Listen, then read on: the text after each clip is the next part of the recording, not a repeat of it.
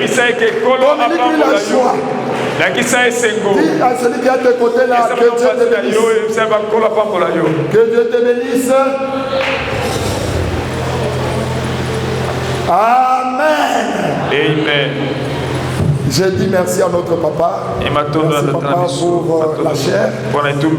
Merci beaucoup pour cette marque de confiance.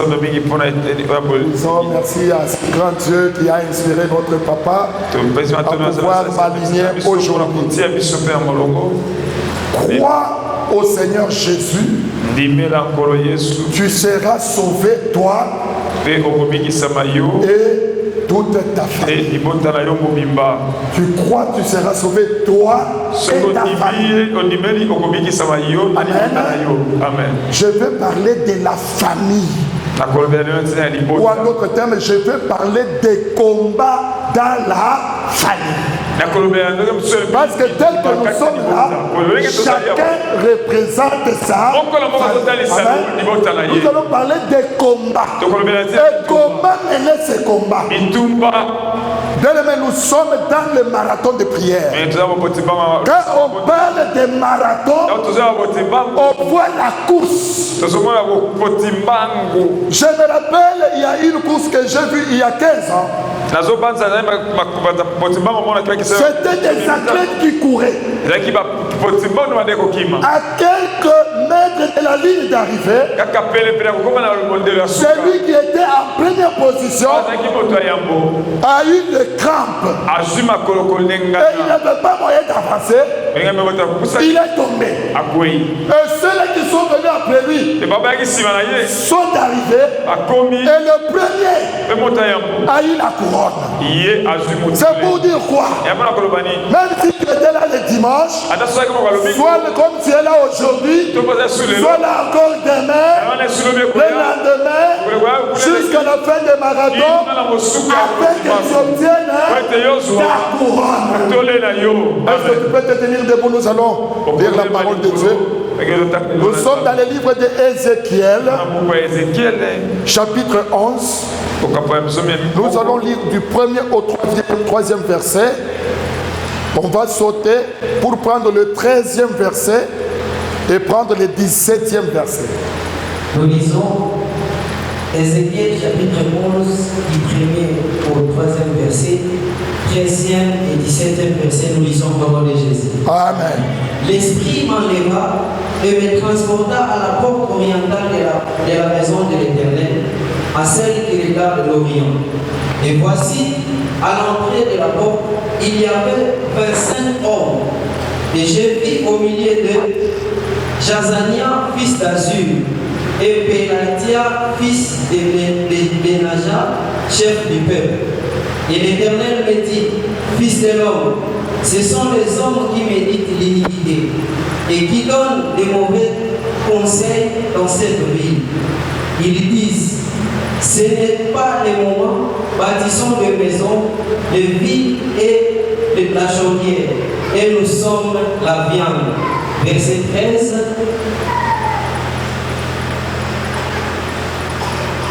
Verset 13. Comme j'ai prophétisé, Palatia, fils de Benaja, mourit, j'ai tombé sur ma face et je m'écriai en haute voix, ah Seigneur éternel, anéantira-t-il ce qui reste d'Israël? 17. C'est pourquoi tu diras ainsi par le Seigneur l'Éternel. Je vous rassemblerai du milieu de peuple, je vous réunirai du pays où vous êtes dispersés, et je vous donnerai la terre d'Israël, la parole du Seigneur. Amen. Amen. Gloire au Seigneur. Amen. Nous parlons sur le combat des familles. Bien-aimés, avant d'aborder le message, j'aimerais te donner quelques vérités sur le combat. La première des choses que tu dois connaître, que toute toutes les familles du monde viennent de Dieu. Même ta famille, elle ne vient pas du diable, mais c'est une famille que Dieu connaît, que Dieu a fait pour former. Amen. Amen. La deuxième des choses, j'aimerais que tu maîtrises et que Dieu nous a aidés, nous a permis de choisir beaucoup de choses. Mais pour ce qui est de la famille, Dieu nous a imposé. Dieu n'a pas demandé notre volonté pour que je sois dans la famille. Donc là où tu es, Dieu t'a établi. Dieu t'a imposé pour une mission. Amen. Amen. Pour une mission. S'il y a une famille la plus précieuse, la plus merveilleuse dans ce monde, c'est ta famille à toi. Malgré les combats, tu allais dire amen. Malgré les combats, malgré les problèmes, mais la meilleure famille du monde, c'est ta famille à toi. Ah, c'est comme si tu n'as pas compris. Je dis, la bonne famille que tu peux avoir dans ce monde, c'est ta famille. Parce qu'il y a des gens qui regrettent d'être nés dans tel ou tel. Moi, si je peux. Et j'aimerais te dire que c'est ça. Que chaque famille a les combats. Les combats internes et les combats externes. Que ce soit interne ou externe, mais ce soir, nous serons les écraser au nom de Jésus. Même si c'est le combat qui provient de l'environnement de ton quartier. Même si ce sont les combats qui proviennent de ta famille. L'oncle ou le frère s'est fait sorcier. Mais quand on lui demande quelque chose, au lieu de prendre sur sa vie, il tourne vers la famille. Mais aujourd'hui, je vais te dire, la prière que nous allons faire, c'est pour renverser les combats internes et les combats externes. Amen. Amen. Et je voudrais te dire une chose. Parce que je parle de combat.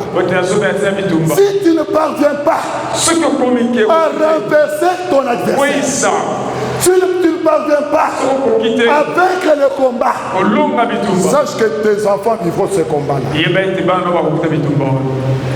Amen. Quand je me mets à combattre, je ne pas pour moi-même, je combats aussi pour mes enfants. Si l'enfant a compris que dans la famille a le combat, non seulement il va combattre pour la famille, l'enfant combattra aussi pour lui-même. Amen. Amen. Et j'aimerais te dire que le combat détruise nos familles. Les gens sont dispersés.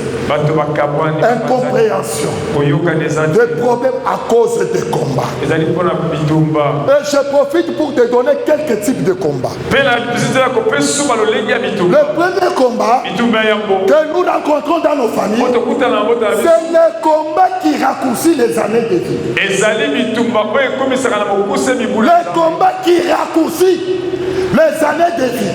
Non seulement de nos vies, mais aussi des choses que nous faisons. C'est-à-dire quoi? Il y a dans certaines familles, les démons, les sorciers ont déjà déterminé le nombre d'âges que doit obtenir le membre d'une famille. Mais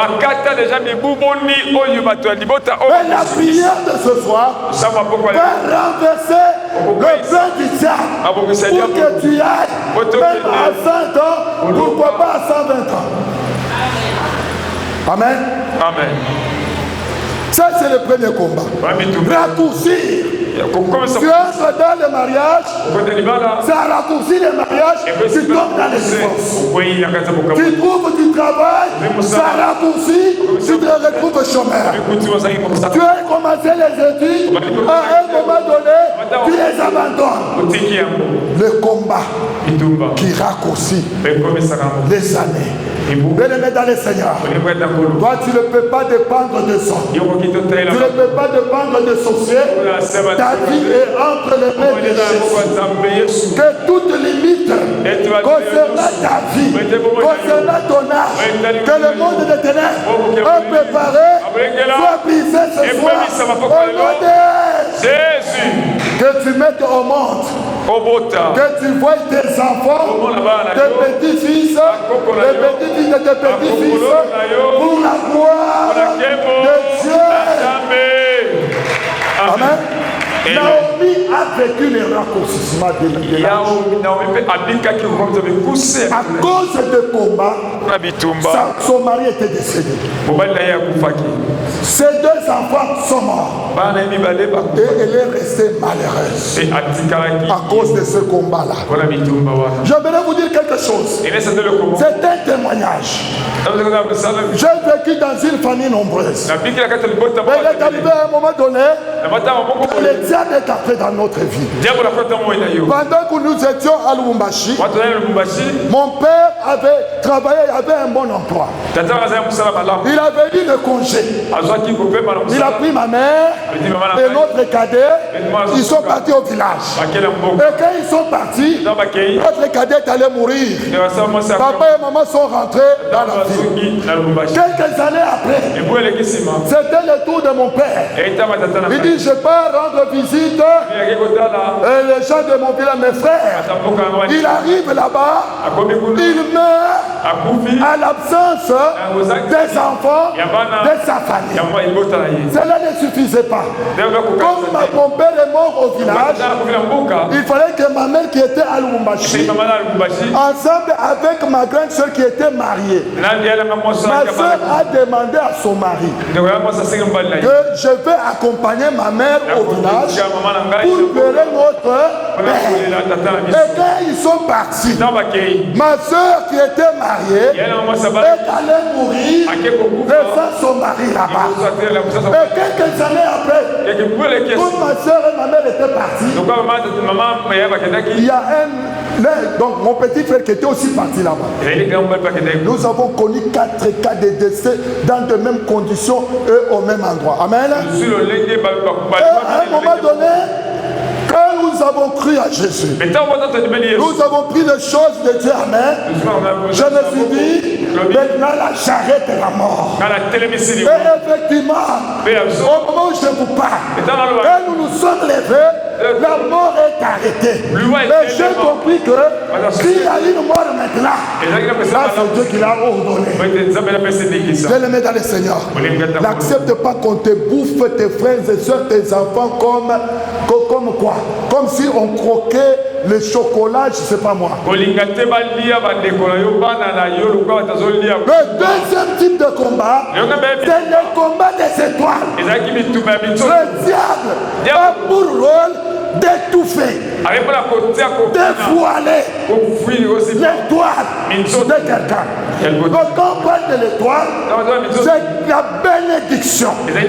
Rappelez-vous, quand Jésus est né, les mages suivaient l'étoile. Quand ils sont entrés chez Hérode, ils ont dit qu'il y a un roi qui est né. La Bible déclare Hérode s'est levé pour combattre Jésus. Donc il y a des démons, il y a des sorciers qui combattent ton étoile pour qu'elle ne brille pas. Mais ce soir, nous allons renverser tous les ennemis qui combattent ton étoile au nom de Jésus. Dans le combat des étoiles, il y a le combat lié à la sélection. Le combat de sélection, ça dit quoi?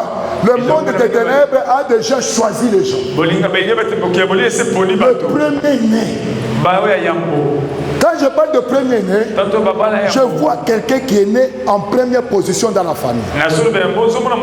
Un garçon ou une fille. Un garçon ou une fille. Et si c'est un garçon qui a commencé, il est le premier-né. La fille qui viendra même en troisième position, elle est aussi la première-née. Donc il y a deux combats qui sont liés au premier-né. Tu vas te dire, mais comment mon enfant ne comprend pas? Comment ça ne marche pas? Comment j'ai pensé à lui, mon héritier? C'est le combat.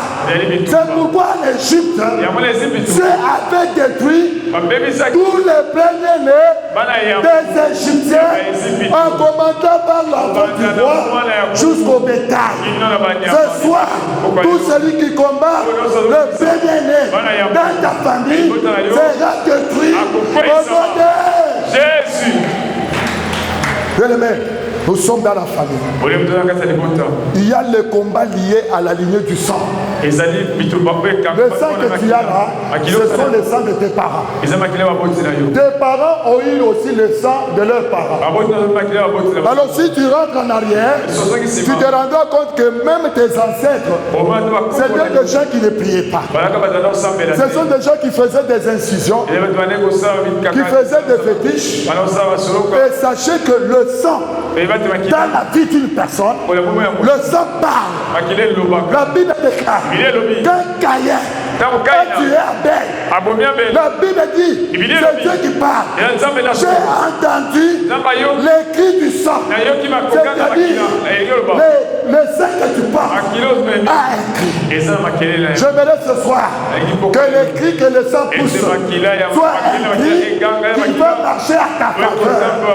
Si c'est le cri contraire à la volonté de Dieu, je le fais taire de maintenant au nom de le combat de la famille. Parmi ces combats, il y a le combat de l'imitation. Tout ce que tu veux faire, c'est bloquer. Tu montes, ça ne marche pas. Tu essayes ceci, ça ne marche pas. Le combat de l'imitation. Et dans ce combat-là, on te met des barrières. Dans ce combat-là, on bloque tout ce que tu fais. J'aimerais te dire, même la Bible dit ceci. Chaque personne a sa dimension, a son territoire. Alors le diable, quand il vient pour limiter la vie d'une personne, il déplace les bornes qui ont été placées dans la vie de la personne pour la placer ailleurs, pour les placer ailleurs. Donc pour diminuer la vie de la personne. Alors ce soir, il faudrait que tu comprennes que tu dois briser les bornes du diable. Tu dois élargir. C'est en élargissant que tu seras béni. Amen. Le combat d'humiliation et d'opprobre. Il y a le combat qui te suit là. Tu as honte, tu fais tout. Il voit la maison d'Israël. Il voit la famille d'Israël. Et quand il regarde, Dieu lui dit, regarde, qu'est-ce que tu vois? Ézéchiel voit que la maison avait une porte. Mais au niveau de la porte, il y avait 25 personnes qui se tenaient là-bas. Amen. Amen. 25 personnes qui se tenaient à la porte d'Israël.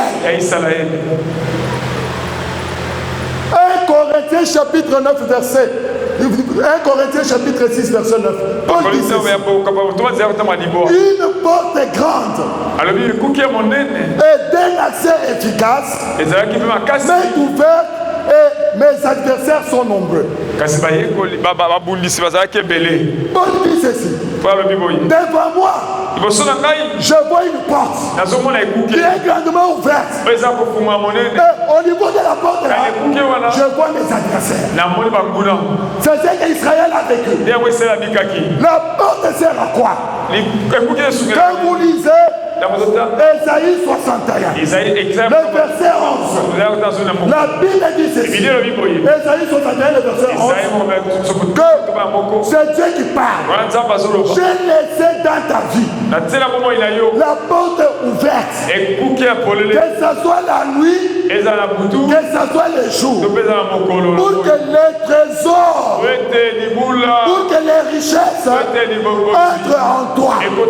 Mais la regarde, là où les richesses, là où les trésors devraient entrer, là où la bénédiction devrait entrer, il y a 25 personnes qui se tiennent et qui disent rien n'entrera dans sa vie. Et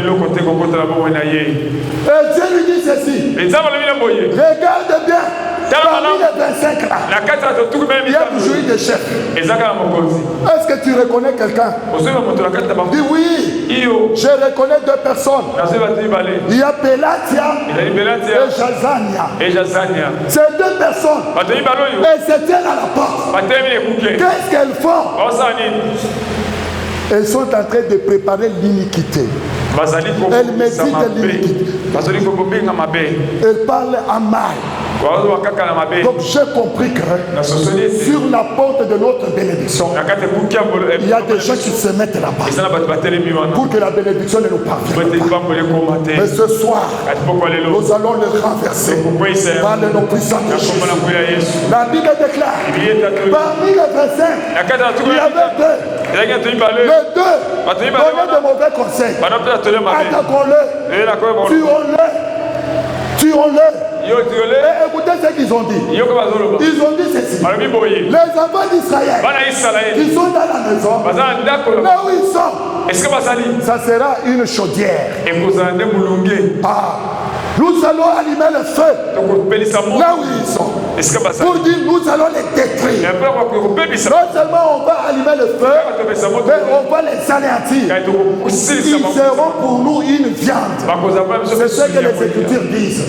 C'est-à-dire quoi? Les enfants d'Israël étaient devenus comme la viande dans la casserole pour les ennemis. De les mettre dans le Seigneur. Même si ta vie était déjà liée dans le monde des ténèbres, la puissance du Saint-Esprit va couper la chaîne qui s'est liée pour te libérer ce soir.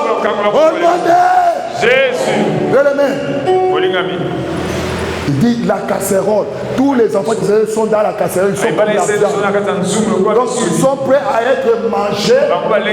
Ils sont prêts à être préparés. Alors Dieu dit à Ézéchiel, est-ce que tu as vu? Ézéchiel a dit oui, j'ai vu. Il dit maintenant là, prophétise, parle. La Bible déclare que quand il a commencé à parler, quand il a commencé à prophétiser, Pelatia est mort sur place. L'ennemi d'Israël, il est mort sur place. C'est pourquoi tout celui qui met des barrières contre ta vie, toute personne qui parle à mal contre toi, ce soir, il aura les jugements de Dieu. Ce soir, il sera détruit. Ce soir, il va mourir. Amen. Il faudrait que certaines personnes disparaissent pour que tu vives la bénédiction. Il faut que certaines personnes tombent pour que tu vives la gloire. Il a prophétisé. Les ennemis sont morts. Mais ce soir, que tout celui qui combat ta vie, tout celui qui combat ta famille, je proclame sa destruction. Je proclame son anéantissement au nom de Jésus. Là, c'est comme si tu n'as pas bien compris. Je voulais dire, toi, tu es déjà béni de Dieu. Ceux-là qui se tiennent à la porte, il y a d'autres qui ferment même la porte, qui mettent les cadenas, qui mettent le verrou pour que rien n'entre chez toi. Mais nous allons briser les verrous ce soir. Nous allons détruire les verrous ce soir. De la même manière qu'Ézéchiel a prophétisé. Toi aussi, tu vas prophétiser. Est-ce que tu peux te tenir debout. Et mets-toi debout là où tu es. Nous allons prier. Le Seigneur. J'aimerais que nous fassions une faute. Tu as besoin de la délivrance. J'aimerais ce soir que toute personne qui se met au devant de ta porte, qui empêche la bénédiction à pénétrer dans ta vie, tu vas les renverser ce soir. Est-ce que tu peux te lever dans la prière? Renverse toute puissance des sorciers, tout esprit démoniaque qui se met au devant de ta bénédiction, qui t'empêche à posséder ta bénédiction. Tu vas l'écraser ce soir. Élève ta voix et prie au nom de Jésus.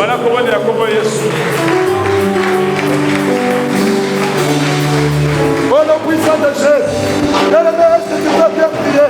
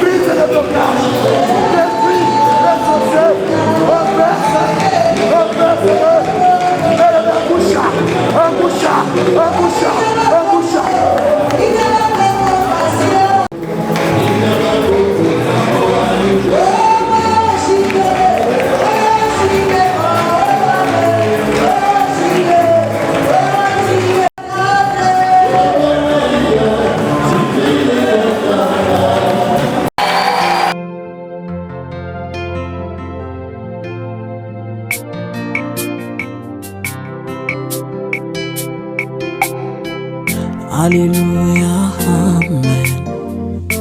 Alléluia.